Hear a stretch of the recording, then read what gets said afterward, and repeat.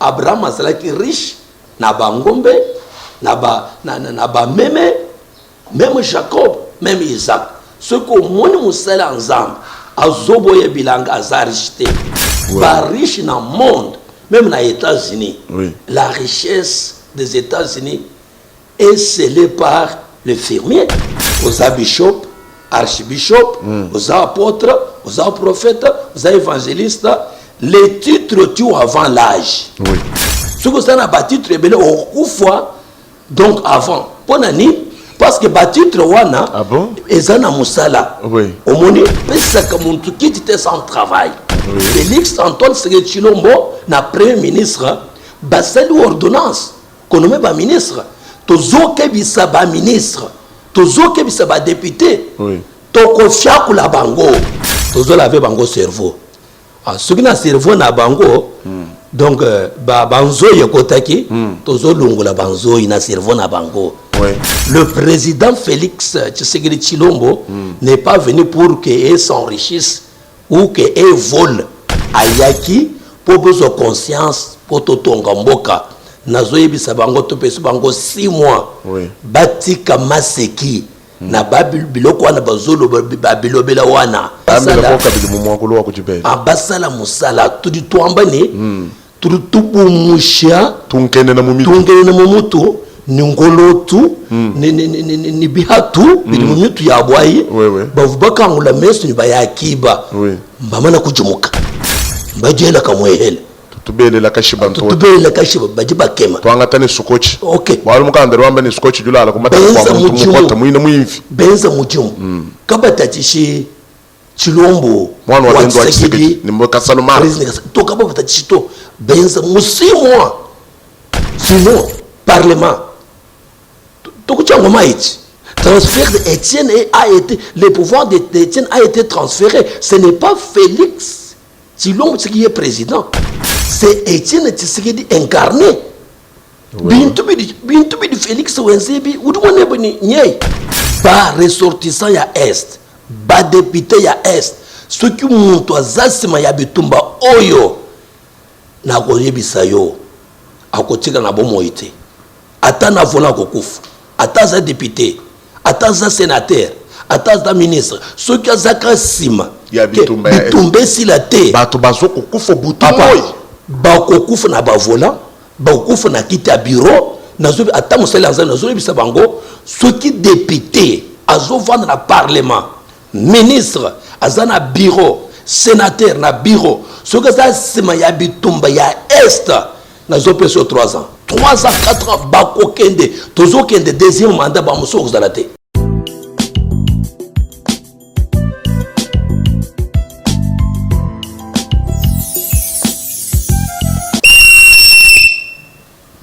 Kanga bango miyibi batubele batuna kanga ke obeta kapiololo pona nini ezali ndenge ya kopesa coup de sifflet pour eteke match banda en tant qu'arbitre ya peuple.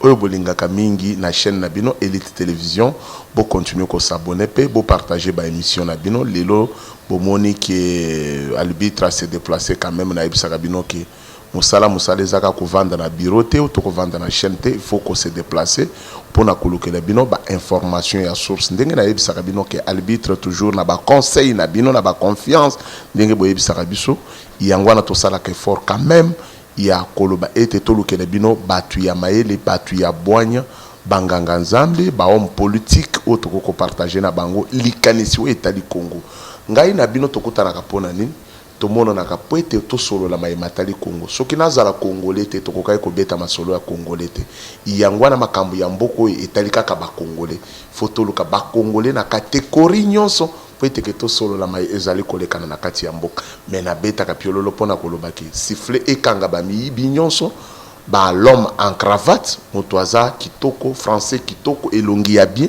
mais azamu yibi ko yiba mbongo ya batu ya peuple congolais de façon que ye abonga de façon que biso ba mususu to betela ka ye maboko yangwana lelo boyoka kana ba émission na ngana lobaka ete papa Jacques Tchani Muyuda musali na nzambe prophète oazala kina ngambu ya États-Unis oyo aza lokola villageois lokola nga mais na qui cherche toujours nzambe amemaye toujours musika amema ye pe libanda ya mboka ndenge na yebisaka bino ke ngai naza arbitre moko akalonji moko ojila mwana wa benda wa bakojila bine biai kimemeo pinjeo ndenge tolobana na bino ke papa Jacques Chani awa mumbukila munganda njika bimeli na nganda njika vraiment na kati wana nzamba lokotela ye pe wana amata ya wana toyaki koluka ete to solo la matali mboka na biso puisque pona nini na ekoluka ye bokotuna nga mutuna na ekoluka ye d'abord puisque na moni initiative ya musala azana yango ya munene na ngambu ya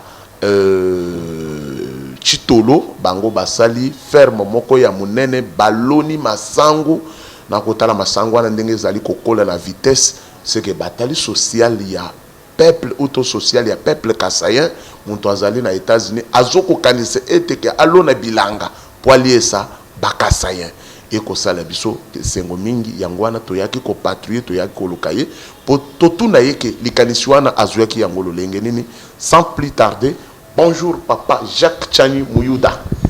Bonjour arbitre du peuple, bonjour tout le monde qui nous écoute. Nzambe apambla bino. Tozan arbitre, bonjour arbitre. Papa Jacques Chani Bishweo. Ndibimpa bikona. Mukumwena kule pindenga kumona hobui. Memo musanga ndibim. Vraiment. Tozana esengo mingi d'abord pour répondre na invitation na biso ya arbitre ya peuple na émission oyo. Batebele bazalaki kozela yo na rendez-vous oyo puisque batebele ya mayel net ba papa Roshima Lango Chambuyi, ba papa Jonas Mungamba Kadia Tanzemba, batebele ba Chiombo, ba Mpoleshe Chiombo, ba prophète Kabundi Wale sa batebele bazala ozela ke ba yo ke mission oyo po eteke ba découvrir inspiration nini papa Jacques oyo zui likanisi ya kolone la bato masango na ngambo ya Chitolo likanisi wane ndenge nini likanisi wane ye na kolobelango na langa mibale o misato na lingala na français pe na chiluba oui d'abord même andi moto comme territoire nganda njika secteur wa Chiamba secteur wa Chiamba où tu composes des villages Manda Wansona Wampiana Kaseki Wakulubumbo donc Kanyana Wakubinchimbo le secteur wa Chiamba ndimwene village wa Benansona bana bansona nazwaki likaniswana ya kosala bilanga na Chitolo na papa Roshi Malango bilanga wana ezana kombu ya projet 300 editunga c'est parce que projet 300 editunga projet Totonga Mboka ou Totonga province. OK. Projet Toasa Editunga. C'est parce que quand le chef de l'État a eu le pouvoir, nous avons compris qu'on doit l'accompagner. Tout le monde shindikiji. Boalo, mwana wa muditung, machietu, mwetu wa abianz, mwetu wa abilam. C'est pourquoi tozogi likaniswana na papa Roshima la mukolo. Nous sommes beaucoup Belgique. Mais même papa Roshima Lango, c'est que ça initiative ya binomi balé. Yo na papa Roshima Lango azali na Belgique. Boza na bino ba villageois. Mais yo oza na États-Unis, papa Roshi azali na Belgique. Mais bozui likanisi ya kokende ko sala bilanga na Chitolo. Na Chitolo. OK. To sali bilanga wana na Chitolo du côté o babengaka côté wana eza côté o la dongo Tchala ezalaka. Tchala barrage côté ya barrage ya Tchala. Ya Tchala. Oui. Donc to sali kuna parce que to profiter courant parce que bilanga na biso c'est pour transformer de manioc, transformer des maïs, transformer les haricots. C'est-à-dire bilanga wana tozui 100 hectares, 200 hectares, 300 hectares, mais to ba na 100 hectares d'abord. Dans les 100 hectares, toloni masango, tolongi biloko ebele, les haricots, sikoyo tolingi bana Kasai, baza la sima ya chef de l'État. Pour bakasaye nzala esila. Bakasaye baza la libre. C'est pourquoi biso ba villageois, tokoli na village, Roshi Malango akoli na village, Jacques Chani Muyuda prophète akoli na village, mais tozuli kaniswana ya komona tozana mabele ya richesse, tozana mabele ezana biloko ebele, sikoyo bantu bozola lanzala. C'est pourquoi tolobaki tozo kita sur place.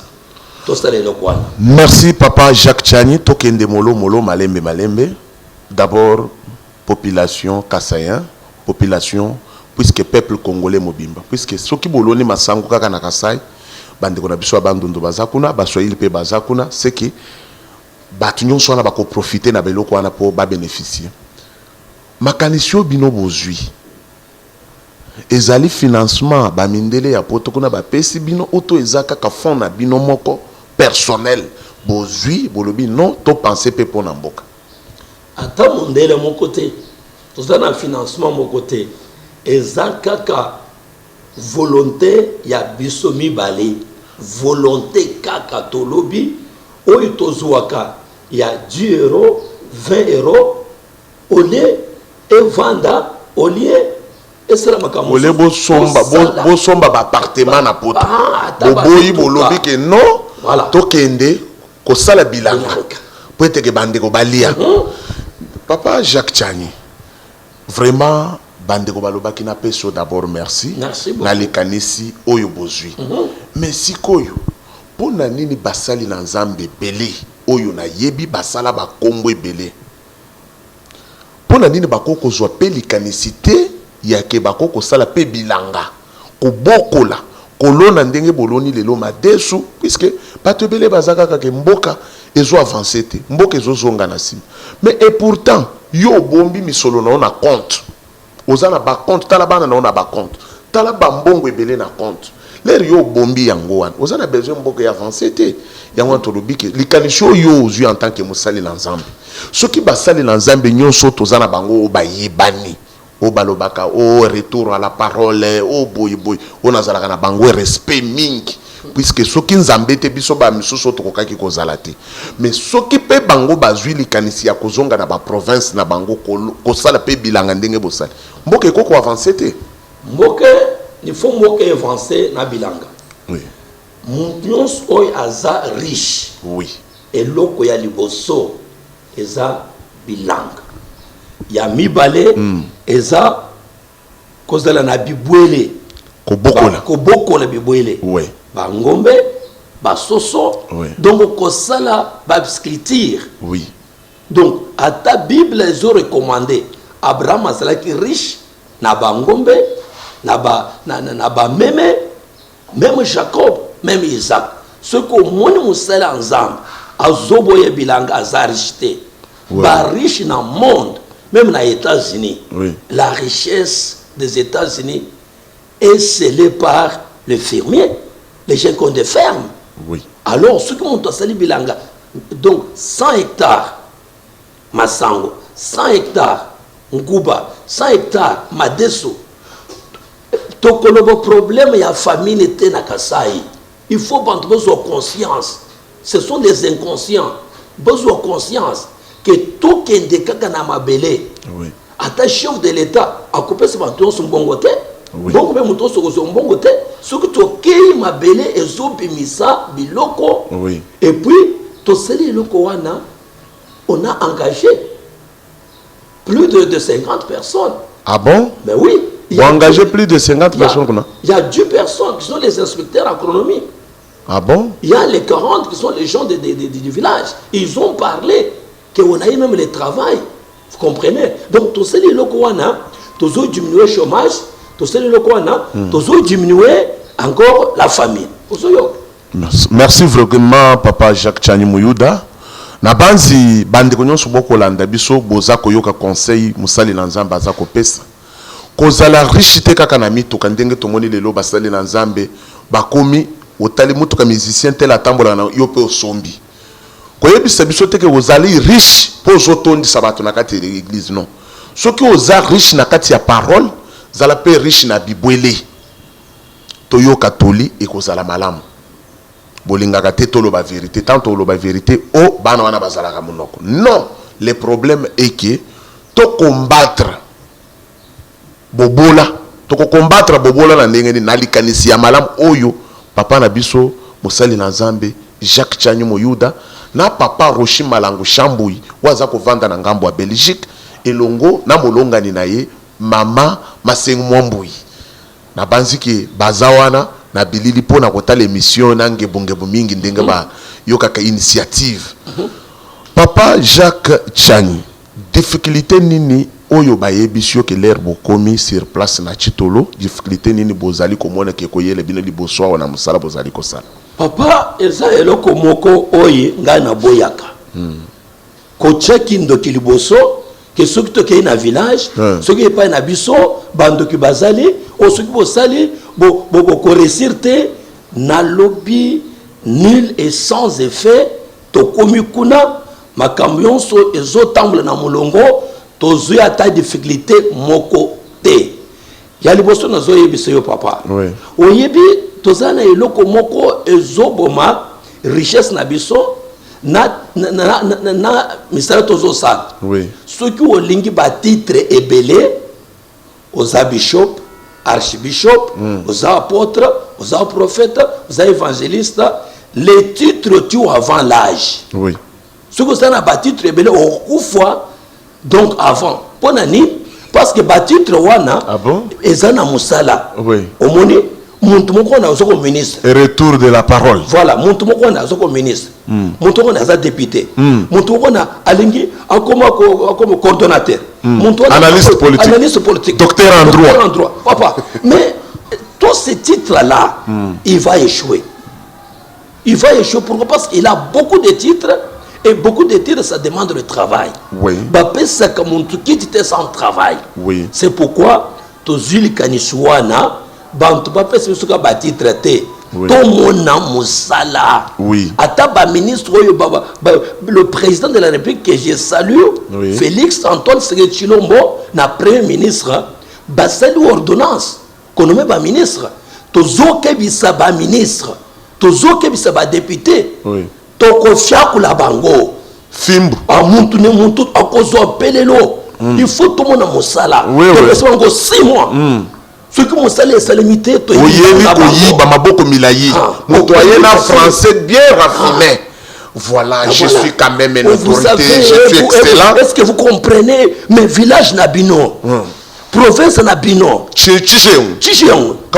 donc 0,3 fois. Papa, tout le temps banung. Eyo. Ok? Oui. Montion se nomme ministre. Tu ne peux pas komona kwa. Njili mwenek. Oui. Budimi mwenek. Oui. Tu ne peux pas komona hôpital mwenek. Oui. Tu ne peux pas komona kwa bu. Basa morgue mwenek. Na shimor kwa bushika uteka bital ko kwa. Muntu odi muchin sanse mais shima adamu ko.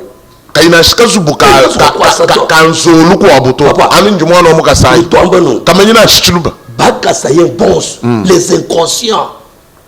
Bah de moins inconscience. Donc j'ai dit, je répète, donc pour bantuba suik. Baritambi shwa bilamba. Mais quoi balala nenzan. Kako injila to. Kako imorka to. Kako imai. Ebele babosa na ba village na bango. Papa. Lelo campagne ekomi kaka na capitale awo. Na poto sidi. Mais nanu na mona basel na zamu susu bakita te na province wa kendo sala ta campagne. Tout bambile ni bo muntu kuloka bi le président muri to ngem. Mon prophète Jacques Chani, mon yudo juamba non. Tu m'as tout toend. Tu m'as moyen. Mon cagé. Tu m'as tout toend. Tu m'as moyen. Ni village ni ba masabend. Bon le pan tout bon son balo kutuib. Tout bien mon tu ni 50 toi bien. Na mon tout le député, mon tout le ministre, mon tout le sénateur, mon tout le ba mu voter à bailler d'abord quoi. Boudjimi ba bailler quoi. Ba ministre bon so ba Congo. Ba ministre so ko Équateur du tani mu Équateur tani mu ba Congo ezobeba papa tu boalka tu tomba ni na bandundu kutu kolobate papa Jacques ebele ya ba autorité banoma bango na bandundu lelo na koyebiso mabulu na mabulu voyez motema mabe na mona te ya degré wana mais ye muntu aliboso koloba ke nazano table ya bandundu ebele ya bato tozui na Kasai. Kasai lelo par terre. Oui. Volonté ezate. Oui. Kaka ndengo ochikoloba wake ezaka sona zongi Kasai bakoli ngai kindoki ezali. Yo komi yo za musel na za muzo bangele kindoki pona ni. Papa, d'abord. Oui. C'est moi qui t'informe. Oui. Lunga ni loanyi buloji. Budi muntu. Ani muntu ke mudi manyeto. Ah bon? Bon muntu on se. Papa, lobe lokwana na lingala ezali lokomoko profond. Na lobi boy. Idée. Na lobi idée wana ouais balobaka soko ke imboka bakoli yo ya liboso bantu wana bazana nzambete Oui, oui. Parce que ce que mon toisan ensemble, Oui. comment expliquer ndoki akolia yo et puis ozokende kosala mosala ya social, Oui. mosala ya koaider population, mosala ya koaider vision à chef de l'état, mosala ya koaider bana mboka. Oui. Papa okomi boye osali donc eau potable, osali bilanga tozo futa bantu kuna bantu bozo sepela bantu bozo bina tokende musika surtout projet toi ça dit tonga qui tout tout fuir mon tour de moi même il ne akosala ngai eloko mon côté parce d'abord ozoli na initiative na ngai muntu ale mutoki na yo na buto azo makasi ya koloka yo omoni carburant aussi la yete bantu wana bozo mikosa oui oui opesi muntu bile ya lie Oui. opesi muntu musala ozo futa ye Oui. na lobi na chitolo c'était zéro. Il n'y avait pas ni les féticheurs, il n'y avait pas ni les sorciers, banko nyonso bakimaki parce que toujours ça musala balia. Papa Jacques Papa, namoni masangwa neza ya combien de semaines? papa, masango c'est 1 mois et demi. Un mois et demi. 1 mois et demi. Na ndengo somona wana na ba haricot kutu eza ebele koleka. Ozomona Vraiment. sikoyo ebandi kobota. Oui. Na yebisi banto na zoya. Tango na zo koma. Na zo memena banto. C'est que nano komi mbujima été. Te na komi mbujima nza Kinshasa. Ozana na Kinshasa na capitale. Na yena bilamba ya banto musala kuna. Atambule zobeta, ata mali. Baki makati. Baki makati. Balata ka kitoko. Kitoko bilanga wana kitoko basala musala. Balia ka pe moi Balia ka kitoko. Okoyo ko interviewer bango. Bazoli ya bien. Tozo futa bango. Merci bande konanga bozali kolanda biso elengi boyo kelengi ya émission ko ituka ko jimini to asai kasai to asai musoko musunsuka urimo akuyoka tuleje image ya kwetu nzumbu misunsuka bisabata bya abantu bisunsuka chiji ulongolole banchi weru mukanga te image suje bani kanto chidi mwenzera bana benu nchi kichi tuno ambila ni lekela imoyi mubi lekela ikuchina balojitu havu ni franga kwetu kubakwanga kwenu kukananga uvuni franga uvuambani baloje bari bakuja lelu mbukuko kwa ndo 5 ans kyuka wambani bari bakuja bana betu lekela imoyi mubi nzala ebengi saka pe mboka kikindo ke mati mingi mbongo peso ke zana kati ya province balobaka ete ke mboka wana ezali na bunzambe mais ebele ya basali na nzambi babima na Kasai nzamba matisa bino na Kasai uyaka olobaka likambo ya Kasai okoko prier mais aussi osali nini pona Kasai osali nini bilanga nini osali mule nini ocheli biso na Kasai mai nini forage nini ocréer na Kasai yangwana naza ko saliwe ide lokola ya papa Jacques Chanyi Muyuda naza ko saliwe ide ya papa Roshi Malangu Shambuyi naza ko saliwe ide lokola ya Motomboji Kembe olelo awuti poto na États-Unis akei ko investir po atonga ba hôpital ya minene na Mbujimai ba école na PMKO voilà batu otoko benga bango ba diaspora mais baza ba diaspora o bazo kanisa ke toza ba villageois basali na nzambe bisika bozali soki na bandi kotanga bino bakombo bozebele ba Moïse Mbiye ba Walesa ba papa évêque Mukuna ba Vasilom ba Léopold Mutombo boza tellement ba Kabamba Chunza papa Kabamba Chunza twantu ya ikubujimi wabusho tuya kukubujimi Kabamba Chunza wewe tano banjimi baji nabu mwandi wani papa Walesa wazawo soki alobika ke na keko sala bilanga na Kasai webi combien ya biloko bakoko tindele ye toki manana makambo ya bakrife ya mituka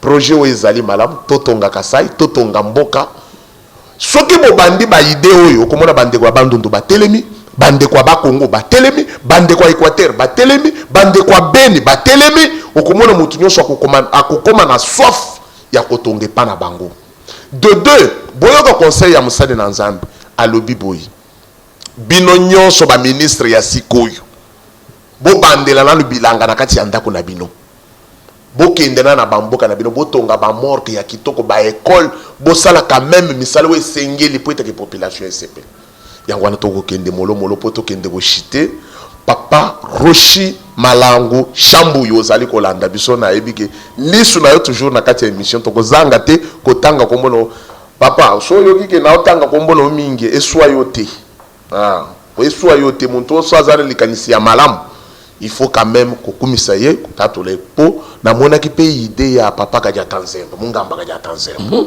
papa na moni ki on dirait bozana ba idée malamu na papa wana po na moni lero yaki na moni ki ba photo moko bozali na papa. C'est un patriarche qui a beaucoup des idées et qui a beaucoup de dépôts et il a beaucoup de ce qu'on appelle donc la matrice et puis la base de ce qu'il doit dire à notre génération. Donc il a des idées vraiment riches. Donc Tosolo Naye, idée Oyo Yamakambo ya Simon, idée Oyo Yamakambo ya Oyo ya nani ya Babilanga, idée Oyo Yamakambo ya barrage pour na courant. Alors, na comprendre que idée wana eza bien makas et pas ya papa kadata nzembo mungambo. Alors c'est pourquoi Tosolo na papa Hiroshima la mokola wa bioi. Mokola wa bioi. Na ebisa ki est na ndenge tozo sala makambo nozomo na bakasayen mwana kasayen ayebi village na bangote ayebi secteur na bangote ayebi collectivité na bangote tango ko investir akobandela wapi. C'est ça les papa mungamba yebisi ngai oyebi ke Hiroshima laon akoli na katanda. Ah bon? Na bishi oyebi ke ngai na kona nganda shika. Ah bon? Bino boza ba mujilanga na ngai toza na alliance tozo kende ko tonge pa na biso projet to asayi gitu tubaka yi kwetu tudi ni projet au na yakule bikona kadi tudi tulombo mwana onso mwene ka sayi abanga kwambila mwana ndani ujini kwen kambili mwana ni kwetu kuri bolojito akamuleje bulaba bwabo même mvuku yisalele mwana yonso mwene selemani bulaba bwabo mwabri ka kwen wari ba mujik babanyi la kujimina mwaba muteleje alors tout ambanuko bino nyonso ba resource ya kasai to zonga epai na biso to sala honte te ya bakasayen to sala honte te ya mokonzi ya mboka awuti kasai ngana sana fondation lutte contre le tribalisme mais si il s'agit fondation lutte contre le tribalisme. Donc s'il s'agit de l'intérêt de la nation, nous tous on doit mettre la tête. C'est notre pays, c'est notre bénédiction, c'est notre président. Un président, une nation, donc c'est comme ça que ça se passe. Alors Bantu Belé, bakomi ba inconscient. Na ebesu bana nangai boko kende tina Kasai, tina Benanson, boko banda ko bazana États-Unis kuna. Bazana États-Unis bazana. Ebesu bango boko longwa États-Unis boko zonga nanu Kasai. L'année prochaine.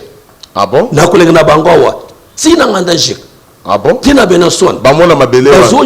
Bazo simba ngona maboko. Na beso ngo kotonga immeuble ayerte nganda jika Benanson. Banda epa na bino. Merci na bande nyonso bozali na ngambo ya Afrique du Sud botunaki mitune belé bozali kolobela makambo etali ba province na biso botala makambo ezali kolekana na ngambo Afrique du Sud ndenge bazali ko torturer ba congolais kuna ba komi lokola batu pamba pona nini bazata na eloko malonga te mais ba kosakana na valeur ya ba congolais. Merci bandeko nyonso oyo bokomelaka ngai na Afrique du Sud, merci na bandeko ya France, merci na bandeko ya États-Unis, merci na bandeko ya Belgique. Papa Jacques Tchani Muyuda descente no ezali mukolonini pona Kasai. Descente na ngai na Kasai ekozala na 5e mois parce que tant nazo lungo awa na Kinshasa na kende Lubumbashi na salle conférence na bureau ya fondation fondation kombo nango nini? Fondation Jacques Tchani Muyuda, idéologie lutte contre le tribalisme. Parce que le tribalisme, le racisme, vous ne pouvez pas développer ni le village, ni le pays, ni la nation. Bandela Plaswana vraiment. Fondation Jacques Tchani Muyuda. Et la Kissinini?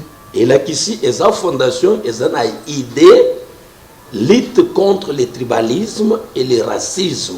C'est-à-dire, ce qu'il y a tribalisme, bande beaucoup développé, bande beaucoup de musique. Nous avons ce exemple, ceux qui médecins, les tribalistes, les médecins par exemple, il y a Kasai, si vous avez un Congo, les tribalistes, est-ce que vous traitez mon tabac Congo bien?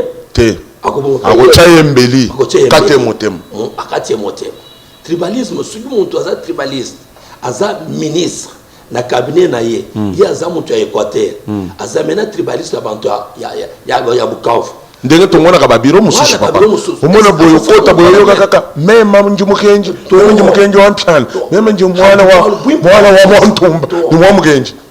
Donc c'est ça ma fondation. Quand il y a le tribalisme, quand il y a le racisme, les gens ne développent pas. On a besoin de penser, on a besoin d'idées, on a besoin de raisonnement, on a besoin de cerveau, de tout le monde pour avancer. Merci papa Jacques Tchani. Conseil nino kopesa bandeko ba député lelo oyo bazali balobaki ki to kotina vision ya mokonzi ya mboka ya le peuple d'abord to accompagner ba vision na mais lelo ba komi ko baluka bazolo ba été ba pesa bango misolo basala boye misolo on a combien papa je peux répéter un peu toza misolo sok $50,000 ba pesa bango po eteke bazui ba poste te baba kisana moyibi ya kala kasi bon na lobby baba kisana moyibi ya kala kasi te ok na lobby boye nazo banda na ba ministre tozo laver bango cerveau ce qui na cerveau na bango donc banzo yekotaki tozo lungola banzo ina cerveau na bango. Le président Félix Tshisekedi Tshilombo n'est pas venu pour qu'il s'enrichisse ou qu'il vole à Yaki pour besoin conscience pour totonga mboka nazo yebisa bango to pesu bango 6 mois batika maseki na biloko wana bazolo babilobela wana to lingi basala basala musala tudi tuambane tudi tubumusha tunkene na mumutu ningolotu ni bihatu bili mumitu ya bwayi bavubaka ngula mesu ni bayakiba mbamana kujumuka mbajela kamwehela tubele la kashiba bajiba kema twanga tane sukochi okay wali mukanda rwamba ni sukochi julala kumata kwa mukota mwina mwimvi benza mujumu kabatachishi Chilombo mwana wa Ndwa Tshisekedi ni mokasano mara to kabatachishi to benza musimwa sinon parlement to kuchangwa maiti ruambila ku mwana omwe na Kasai chinyu yonsu jutungi la Felix mfumo wa jutungi mwana omwe na Kasai yonsu wa kule bibi ujuwa kule bibi wa Felix Tshisekedi Tshilombo na fuile kubulalo dingamba nyebe chini bwa chini bon ko transfert de pouvoir transfert de Étienne a été le pouvoir d'Étienne a été transféré. Ce n'est pas Félix Tshilombo qui est président, c'est Étienne Tshisekedi incarné. Bintu bi Félix Wenzebi udumone boni nyei c'est pourquoi ni ngambane mwana oso mwene Kasai fuka wend bola wend chondro mwaka lombo yemu luishe Tshisekedi Tshilombo chibochenda kumeso donc yeyo udusamba kene nechena kwisukutoka ni butuku muntu akuluisha Tshisekedi Tshilombo usamba kene neno kabijibene mu banzambi turi twamba nungu chikenda kumona chochechi chotuka kuri matuka bichi RDC bakari basa udi mulwemu mwenzo bwa Abu Dhabi ujuwe ndo hweka nzala idijika amen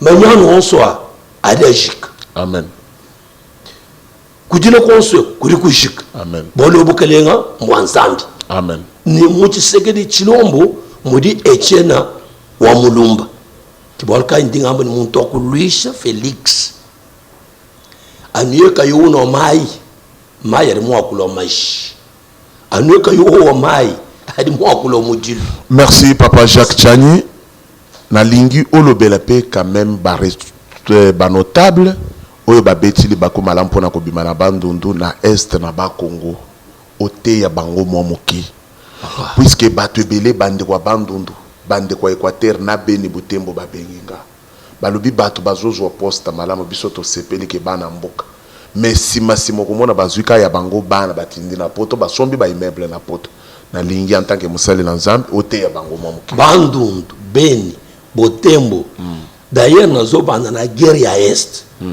guerre wane kosile amen nalobi ba malaika bakobima na est ba malaika nazolo belango eloko ezana niveau ya ba politicien te eloko ezana niveau ya divinité niveau spirituel makila ezo kanga ya est, ba ressortissant ya est, ba député ya est, ce qui monte azasima ya bitumba oyo na koyebisa yo akotika na bomoite ata na vola kokufa ata za député ata za sénateur ata za ministre ce qui azaka sima ya bitumba si la te bato bazo kokufa butumoi ba kokufa na ba vola ba kokufa na kiti ya bureau nazo ata musala nzana nazo bisa bango ce qui député azo vendre na parlement ministre azana bureau sénateur na bureau ce que ça sima ya bitumba ya est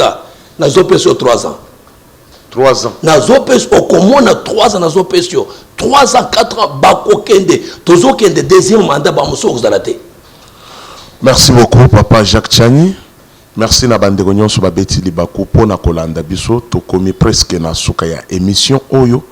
Merci beaucoup bozala ki ebele pona kolanda émission kitoko oyo ya arbitre ya peuple elongo na papa Jacques Tchani Moyuda en tant que prophète des nations internationales ndenge na kobenga ye puisque abaluki pe mwandambo ya monde oyo quand même azo mérité pe ba honneur mais azala ndenge na komikitisa makasi ya te bato mosusu ndenge bazala kawana te quand même te remercier ndenge a répondre invitation na biso puisque bino bosenga kinga émission na yo ezala na tendance te lukele biso basali na nzambe lukele biso bayembi ya nzambe lukele biso bato ya catégorie nyonso ba homme politique po ete ke émission wana ezala kitoko nde mission na ngai awa na lobelaka nyonso na lobelaka politique na lobelaka makambo ya nzambe na lobelaka nyonso bizaleli ya mutu botika kimoyibi bino bato bozali sima ya guerre ya est awa ba koloba etalibino merci beaucoup na balandi nyonso babeti libaku merci na papa Rochima Langu Chambwe na ngambu ya Belgique merci na papa Philippe Madimba merci na Jonas Mungamba kaja Tanzemba wetu tetu papa ulienza fierté ya Bena Kasai merci beaucoup na prophète Claude Kabundi Walesa mulunda wa Jacques Tchani Moyuda Pesio Pembote, merci na basali na nzambe nyonso Vasilom évêque Mokuna Léopold Mutombo, merci na papa Walo, merci na Coutunon Fernando, merci boza ebele so na bandi otangao bokozale belé yangwana bokozale belé, merci na assistant na biso wato zali na yena ngamu ya Olivier Kabana, merci na pasteur Olivier Kabana wetu tetu mashamu meno watu ila kundambwa mina makwa tozana epe awa elongo.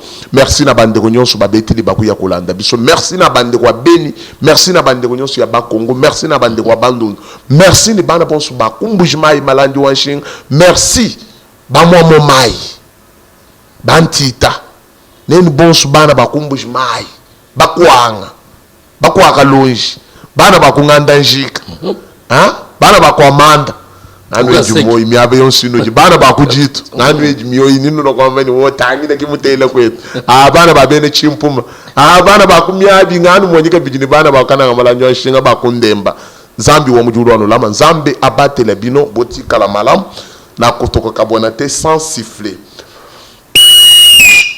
ekanga bino ete ya bino elengisa bino ebaksela bino mayele bozwa idéologie ya ndenge ya papa Jacques Tchani Moyuda ndenge azali kolone la bandeko masango oyo tokoli yango tokopesa yango kombo ya développement totonga kasai etelema yo lobi totonga kasai kotonga kasai nani na veste no ebele wana na ba français na wana olone li bato eloko te bibwele te me olingi totonga kasai. Merci beaucoup botikala malam émission na bino chaque 18h tokutani mokolo mwa lobi. Merci beaucoup.